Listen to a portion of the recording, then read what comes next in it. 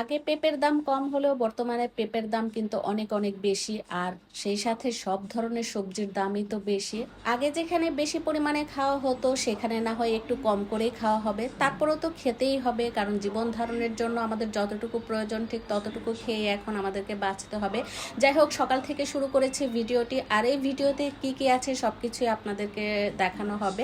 আসসালামু আলাইকুম, আশা করি সবাই ভালো আছেন। আলহামদুলিল্লাহ, আমিও আপনাদের দোয়ায় ভালো আছি। সকালের নাস্তা রেডি করে নাস্তা না খেয়ে কিন্তু দুপুরের রান্নার আয়োজন করছি। সকালে রুটি বানানোর কাজ সম্পূর্ণ করে দুধ বেশি দিয়ে সুজি করেছি, সেই সাথে অল্প মুগ ডাল ভুনা করা হয়েছে। আর নাস্তা না খেয়ে আমি দুপুরের রান্নার আয়োজন করতে বসে গেছি।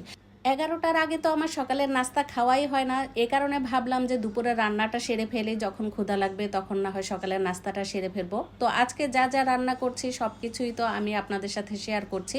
কই মাছ দিয়ে আজকে পেঁপে দিয়ে রান্না করব। পেঁপেটা আমি আগে ভালো করে ধুয়ে সিদ্ধ করে রেখেছিলাম। যখন পেঁপেটা সিদ্ধ করি তখন কিন্তু হালকা একটু হলুদ দিয়েছিলাম। আর এদিকে মাছটা ভালো করে সুন্দর করে ধুয়ে মশলা মাখিয়ে বেশ অনেকটা সময় রেখে দিয়েছিলাম। তারপর আমি ভাজা শুরু করলাম। আর এই কই মাছ যত মুচমুচা করে ভাজবে ততই কিন্তু ভালো।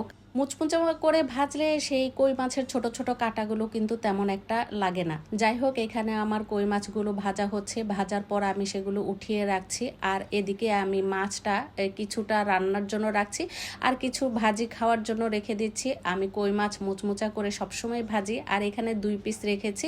এখানে 1 পিস আমি ভাজি খাওয়ার জন্য রাখবো, আরেক পিস আমি তরকারিতে দেওয়ার জন্য রাখবো। আমি কিন্তু আজকে কোনো মাথা রান্না করব না, মাথা সব রেখে দিব। শুধু মাছের পিসগুলো রান্না করব। যে কড়াইয়ে আমি মাছ ভেজেছি সেই কড়াইয়ে আমি তরকারি চড়িয়ে দিলাম। এখানে কিন্তু আমার মাছ ভাজার যে তেলটা ছিল সেই তেলটা দিয়েই রান্না করছি, এক্সট্রা কোনো তেল আর দিচ্ছি না। আর পেঁপের মধ্যে আমি হলুদটা একটু কম দিয়েছি, কারণ আমি পেঁপেটা হলুদ দিয়ে সিদ্ধ করেছিলাম। এখানে আমি মরিচের পরিমাণটা বেশি দিয়েছি, কারণ আমার কাছে মনে হয় পেঁপের তরকারি একটু মিষ্টি মিষ্টি লাগে, সেই কারণে আমি একটু ঝালের পরিমাণটা বেশি দিলাম। অল্প একটু আদা দিলাম আর রসুন দিলাম 1 চা চামচ।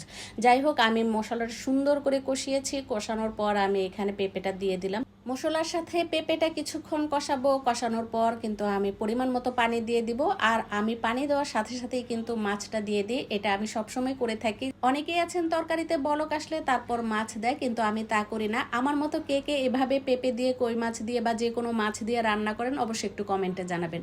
এদিকে আমি মাছের মাথাগুলো রেখে দিচ্ছি, আর 1 পিস মাছ ভাজা খাওয়ার জন্য রেখে দিলাম। আর আমার তরকারিটাও কিন্তু প্রায় শেষের দিকে, শেষ পর্যায়ে যে আমি ধনিয়া পাতা দিয়ে দিলাম। তরকারি নামিয়ে করলা ভাজি বসিয়ে দিলাম। আর আজকে আমি করলা ভাজিটা একদম কাঁচা কাঁচা করে করব, যে কারণে আমি আজকে কোনো হলুদ দিব না। আর এই তো আমার করলা ভাজি, সেই সাথে মাছ দিয়ে পেঁপে দিয়ে রান্না করা। এই ছিল আমার আজকের ছোট্ট একটা ব্লগ। নেক্সট ব্লগ দেখা।